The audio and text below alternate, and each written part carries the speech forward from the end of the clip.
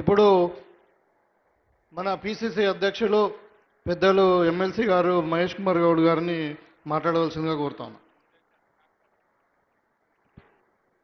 సభాధ్యక్షులు భూపతి రెడ్డి గారు, మహిళా సోదరుని కొద్ది నిశ్శబ్దంగా ఉండాలమ్మా. 10-15 నిమిషాల్లో సభ ముగుస్తుంది. ముఖ్యమంత్రి గారి మాట వినాల్సి ఉంది. ఇంక ఇద్దరే స్పీకర్లు ఉన్నారు, దయచేసి నిశ్శబ్దంగా ఉండండి.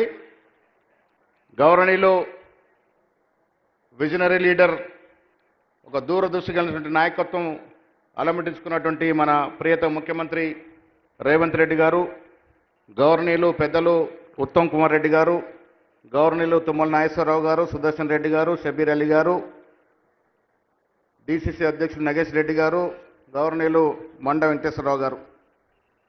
ముఖ్యమంత్రి గారు, ఈ జిల్లా చాలా పెద్ద రాజకీయ నాయకత్వం అందించిన జిల్లా.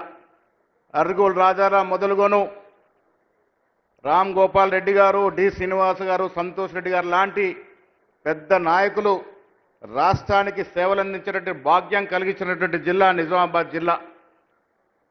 ఆసియా ఖండంలోనే పెద్ద గంజు మన నిజామాబాద్లో ఒకప్పుడు ఉండేది.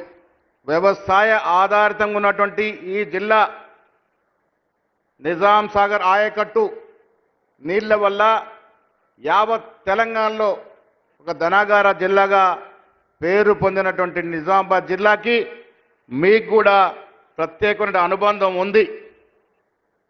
ఆర్మూరు రైతు దీక్ష మొదలుకొని మీ పాదయాత్రలో ప్రేరేపితున్నటువంటి ప్రజలు ఇక్కడ కాంగ్రెస్ పార్టీకి పట్టం కట్టినారు. ముఖ్యంగా నిజామాబాద్ పట్టణం ముఖ్యమంత్రి గారు తెలుసుకోవాలి, 1931లో ఏర్పడిన మున్సిపాలిటీ ఇది. 95 సంవత్సరాల క్రితం ఏర్పడ్డ మున్సిపాలిటీకి స్మార్ట్ సిటీ రాలే, కానీ 1956లో ఏర్పడ్డ కరీంనగర్కి స్మార్ట్ సిటీ వచ్చిందంటే ఇక్కడ ఉన్నటువంటి పార్లమెంట్ సభ్యుడి యొక్క ఘనత ఏమిటో మనకు అర్థం చేసుకోవాల్సిన అవసరం ఉంది. ముఖ్యమంత్రి గారు, బాంబే నాగ్పూర్కి ఎక్కువ కనెక్ట్ ఉన్నటువంటి నిజామాబాద్ జిల్లా ఎయిర్పోర్ట్ అడిగినప్పుడు మీరు దీన్ని 2వ ఫేజ్లో పెడతామని చెప్పినారు. ఇక్కడ ఎయిర్పోర్ట్ అవసరం ఉంది, మనకు ముందు ప్రాంతంలోని ఎయిర్పోర్ట్కి స్థలం కూడా కేటాయించడం జరిగిందనే మాట కూడా ఇస్తున్నాను, మనవి చేస్తా ఉన్నాను. మీ విజనరీ నాయకత్వంలో ఇక్కడ ఎయిర్పోర్ట్ ఏర్పడితే ఇటు బాంబేకి, నాగ్పూర్కి, హైదరాబాద్కి మధ్యన హబ్గా మారే అవకాశం ఉంది. కాబట్టి 2వ ఫేజ్లో ఎయిర్పోర్ట్ శాంక్షన్ చేయాల్సిందిగా మిమ్మల్ని కోరుతా ఉన్నాను. అదేవిధంగా స్మార్ట్ సిటీ ఎలాగూ రాలేదు కాబట్టి మీరు మున్సిపల్ శాఖ మంత్రిగా ఉన్నారు. నిజామాబాద్ పట్టణానికి అత్యధిక నిధులు ఇచ్చి నిజామాబాద్ పట్టణం ఒక మేటి పట్టణంగా తీర్చిదిద్దేందుకు దాన్ని దోహదపడాల్సిందిగా మిమ్మల్ని నేను కోరుకుంటా ఉన్నాను. అదేవిధంగా భూపతి రెడ్డి గారు కోరినట్టుగా ఇక్కడ నుంచి నాగ్పూర్ పోవాలంటే వయా డిచ్పల్లి పోవాలి. ఇక్కడ ఒక అధునాతనమైనటువంటి బిగ్గెస్ట్ గెస్ట్ హౌస్ డిచ్పల్లి ప్రాంతంలో ఇస్తే 3 జిల్లాలకు కనెక్టివిటీ అయ్యేటువంటి ఒక గెస్ట్ హౌస్ ఇక్కడ వస్తుందనే మాట కూడా నేను మీకు మనం చేస్తా ఉన్నాను. స్పోర్ట్స్ ఆధారిత జిల్లా. ఇక్కడ నుంచి చాలామంది స్పోర్ట్స్ వ్యక్తులు దేశంలో రాణించారు. నిఖత్ జరీన్ నుంచి మొదలుకొని చాలామంది స్పోర్ట్స్ మన్స్ ఈ జిల్లా నుంచి వచ్చినారు. కాబట్టి మీకు స్పోర్ట్స్ మీద ప్రత్యేకమైన దృష్టి ఉంది. కాబట్టి ఈ జిల్లాని ఒక స్పోర్ట్స్ హబ్గా మారుస్తే బాగుంటుందనే మాట కూడా మీ దృష్టికి నేను తీసుకొస్తా ఉన్నాను. అదేవిధంగా నిజామాబాద్ ధనాగార జిల్లా, మళ్ళీ ధనాగార జిల్లాగా ఆవిర్భించేందుకు ఎన్నో అవకాశాలు ఉన్నాయి. వ్యవసాయ మంత్రి గారు ఇక్కడ ఉన్నారు, మీకు ధన్యవాదములు. మేము అడగానే ఇంజనీరింగ్ కళాశాల ఇచ్చారు, 35 ఏళ్ల కోరిక తీర్చినారు.